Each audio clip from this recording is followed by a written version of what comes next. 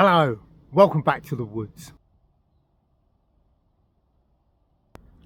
And welcome back to a video all about this.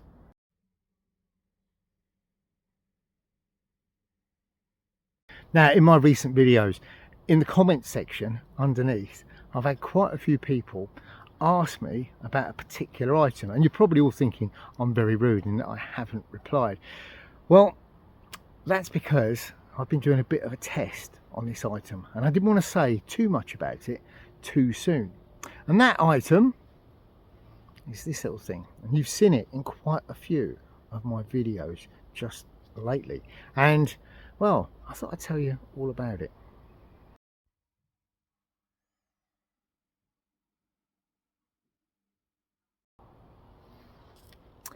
So this is the stealth stove from a company called Polymath, and I bought this one on Amazon.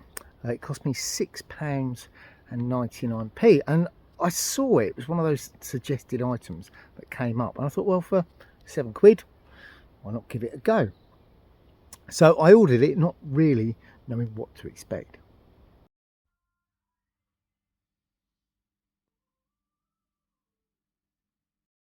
Well, when it arrived in one of these little Ziploc type bags with some fairly basic instructions, and like most blokes, you put the instructions to one side, open it all up and then try and figure it out yourself, which it was very, very easy to do.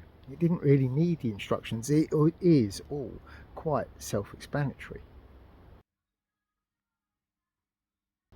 Now, effectively what you're getting is these, well, there's 4 bits of fairly mild stainless steel that have been cut out, and they're held together with these little Velcro bands. And these are those double-sided Velcro, a bit like you get with cable tidies, etc. And this is your little stove, or the makings of it, because while it folds flat for transportation, when you actually need it, what you do is you take it out and you slot it all together.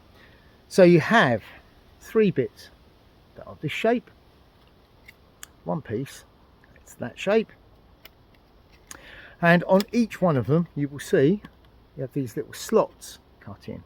You also have this little bit in the middle here, a little upside down T, and using those you're going to put your stove together.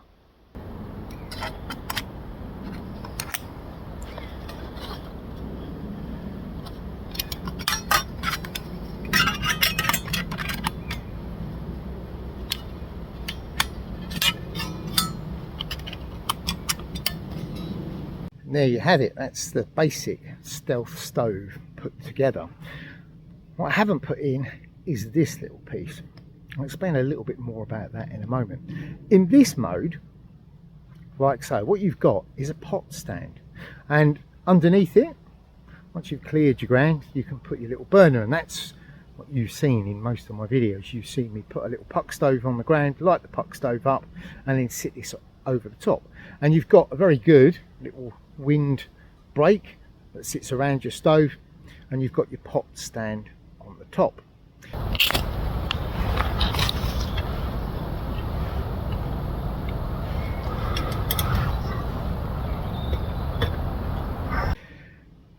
If you're not using an alcohol stove, you can use solid fuel in it, and if you're using solid fuel in it, well, you put that, and that fits into these little slots on here, and it gives you a little platform that's up off the ground, and that allows you to have your solid fuel burning on the top of it.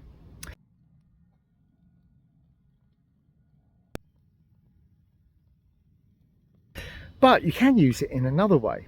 With that piece inserted, you can turn it up that way, and what you do is you build a small twig fire on the top of it, and what you've then got is like a little baby fire pan. It's not really a twig stove unless you've got quite a biggish pan, but what I've found was it was quite a good way of keeping a small fire up off the ground, which on some days all you need is a little fire, and because it's up off the ground you don't get any fire scar.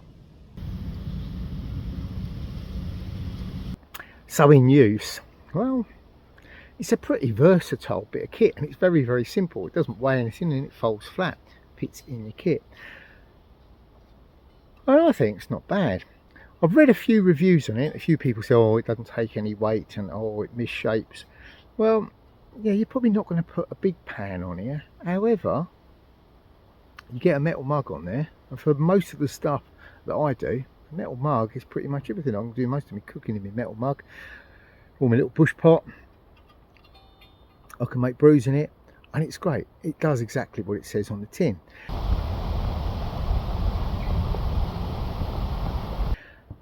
As for it warping a little bit, well, yeah, it does. It's only mild steel, but at the same time, it's very easy to bend back.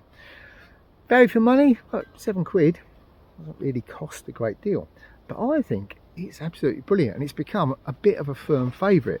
And that, combined with my little puck stove, it tends to be my go-to at the moment.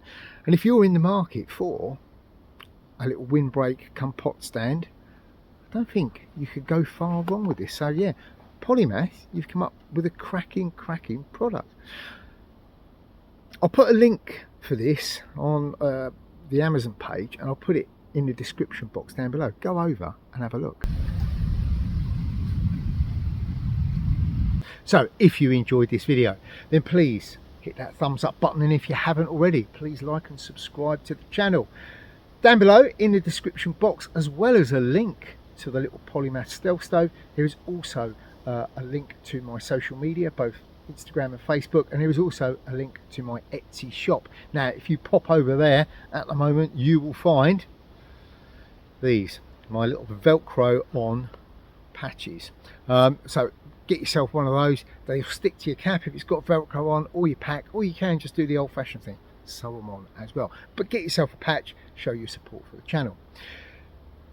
Also over there, you'll also find my puck stoves, and also I'm now doing a little tin that you can put your tea bags and stuff in there, my little brew tin. So get yourself a stove and a brew tin, show your support for the channel. Now also coming up in that Etsy shop are a few new items. There's going to be a couple of old favourites reappearing, but there's also going to be a range of new stuff. So keep your eyes on the Etsy shop and on the channel to see what new stuff is coming up, and I know some of it you are going to absolutely love.